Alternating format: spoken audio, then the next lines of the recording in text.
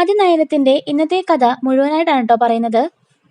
അങ്ങനെ ജലജയ്ക്ക് ആ വീഡിയോ അഭി സെൻഡ് ചെയ്ത് കൊടുക്കുന്നുണ്ട്. അങ്ങനെ ജലജ വന്നിട്ട് ദേവനോട് പറയാണ്, നീയല്ലേ പറഞ്ഞത് അവൻ ഓഫീസിലേക്ക് പോയിന്ന്, എങ്കിലും അവൻ ഓഫീസിലേക്ക് പോയിട്ടില്ല. നയനയുടെ കൂടെ അവളുടെ വീട്ടിൽ തന്നെയാണ് അന്ന് മുഴുവൻ ചെലവാക്കിയത് എന്ന് ദേവയാനി പറയുന്നുണ്ട്. ഇതേ സമയത്ത് തന്നെ നയന, എങ്കിൽ ഞാൻ പോയിട്ട് വരട്ടെ അച്ഛാ അമ്മേ, ഞാൻ പോവാണ് എന്ന് പറഞ്ഞിട്ട് അവിടുന്ന് സങ്കടത്തോടെ ഇറങ്ങുമ്പോൾ, എന്തിനാ മോളെ സങ്കടപ്പെടുന്നത്? ആദർശ് മോളെ ഇവിടെ കൊണ്ടുവന്ന് വിട്ട് ഇത്രത്തോളം നമ്മളുടെ അടുത്ത് സ്നേഹത്തോടെ പെരുമാറിയില്ല, അതിന് വലിയ കാര്യമല്ലേ എന്ന് പറയുന്നു.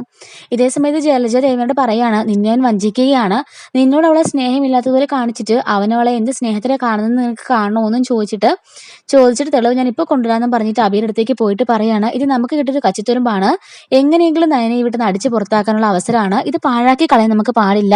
ആ തെളിവും കൊണ്ട് എത്രയും പെട്ടെന്ന് നമുക്ക് ഏട്ടത്തെ കൊണ്ട് കാണിക്കാം, ഇവിടെ ഇന്നൊരു ഭൂകമ്പം തന്നെ ഉണ്ടാക്കണമെന്ന് പറഞ്ഞിട്ട് ജലജയും അബിയും കൂടെ കൂടിയിട്ട് ആ ഒരു വീഡിയോ ഇങ്ങനെ കാണുകയാണ്.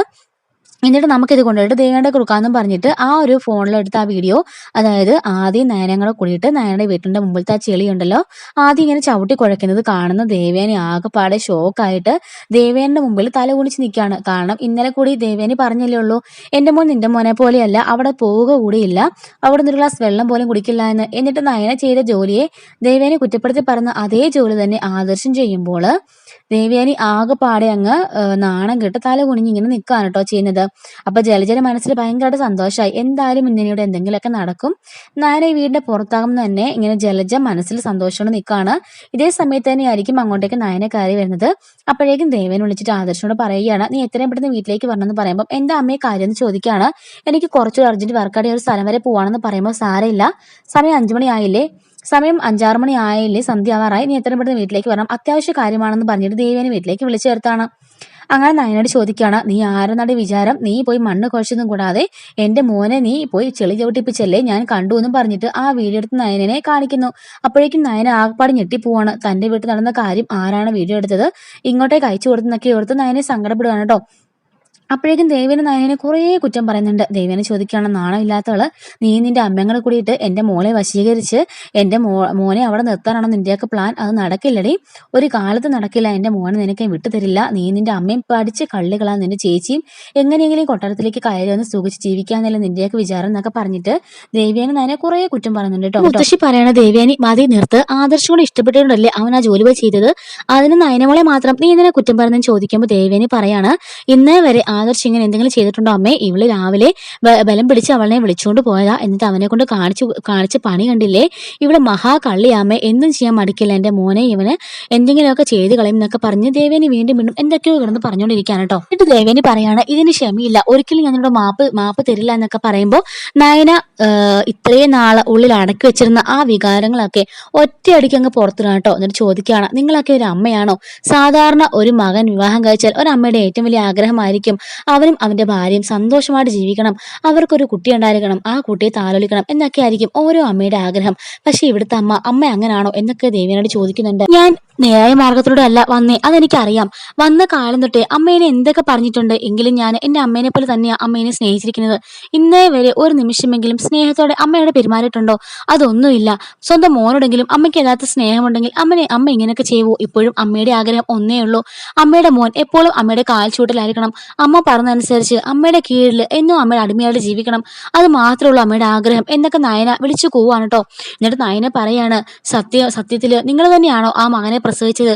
ഇങ്ങനെ അടിമയായിട്ട് വളർത്താനാണെങ്കിൽ പിന്നെ എന്തിനാ അമ്മ ആ ആദർശേട്ടനെ പ്രസവിച്ചത്?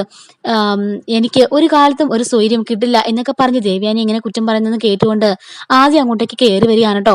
ഇങ്ങനെ നയന പറയാണ്, നിങ്ങൾ തന്നെയാണോ ആദ്യേട്ടനെ പ്രസവിച്ചത് എന്ന് ചോദിക്കുന്നുണ്ട്. അതുപോലെ തന്നെ നിങ്ങളൊരു സ്ത്രീയാണോ എന്ന് ചോദിക്കുന്നുണ്ട് കേട്ടോ. ഇതും കേട്ടുകൊണ്ട് കയറിയിരുന്ന ആദി നയന എന്ന് ഉറക്കെ വിളിച്ചിട്ട് നയനെ അടിക്കാൻ വേണ്ടിയിട്ട് കൈ ഓങ്ങുകയാണ് കേട്ടോ. കൈ ഓങ്ങിയിട്ട് പെട്ടെന്ന് കൈ താക്കുമ്പോഴേക്കും അങ്ങനെ അവിടെ ഇരുന്നവരെല്ലാം തന്നെ ചാടി എഴുന്നേൽക്കുകയാണ് കേട്ടോ.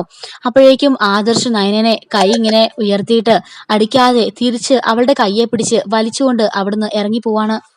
നീ എന്താടി എന്റെ അമ്മയോട് പറഞ്ഞത്? ഈ നിൽക്കുന്നത് ആരാന്നറിയോ? എന്റെ അമ്മയാ. അത് കഴിഞ്ഞിട്ടേ ഉള്ളൂ ഈ ലോകത്ത് എനിക്കാരും ആരും. നീ ഇന്നലെ വന്ന് കയറിയവളാ. നിന്നെ ഇതുവരെ ഞാൻ ഇഷ്ടപ്പെട്ടു തുടങ്ങിയിട്ട് പോലുമില്ല. നീ എന്റെ ജീവിതത്തിൽ എനിക്ക് ആരുമില്ല. ഞാൻ ഇച്ചിരി ഒന്ന് മയപ്പെട്ട് തന്നെന്ന് കരുതി നിന്നെ തലയിൽ കയറുവാണോ എന്ന് ചോദിച്ചുകൊണ്ട് ആദർശ് നയനോട് വല്ലാണ്ട് അങ്ങ് ദേഷ്യപ്പെടുകയാണ്. പിന്നെ ആദർശ് പറയണം, നീ എന്താടി വിചാരിച്ചത്? ഇവിടുത്തെ അവകാശം മൊത്തം നിന്റെ കയ്യിലാണെന്നോ? എവിടുന്നോ കയറി വന്നിട്ട് നീ എല്ലാം അങ്ങ് അടക്കി ഭരിക്കാമെന്ന് കരുതിയോ?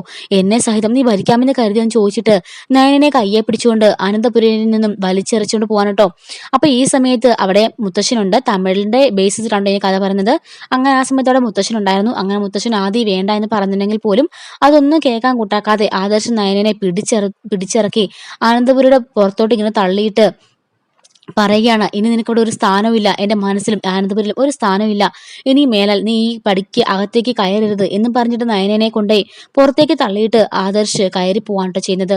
ഇതേ സമയത്ത് കാണുന്നത് കനകത്തിന്റെ ഗോവിന്ദന്റെ വീട് കാണിക്കുന്നുണ്ട്. അവിടെ കനകത്തിന് വല്ലാണ്ട് നെഞ്ചിനകത്ത് വേദനയൊക്കെ എടുത്തിട്ട് പറയാണ്, ഗോവിന്ദട്ടാ എനിക്കെന്തോ വല്ലാണ്ടൊക്കെ വരുന്നു, വല്ലാണ്ട് പോലെ വരുന്നു പറയുമ്പോൾ ഗോവിന്ദൻ പെട്ടെന്ന് വെള്ളമൊക്കെ കൊണ്ട് കൊടുത്തിട്ട് എന്താ നിനക്ക് പറ്റിയെന്ന് കനകത്തിനോട് ചോദിക്കുമ്പോൾ എന്തോ എനിക്കൊരു വല്ലായ്മ പോലെ എന്ന് പറയാണ്.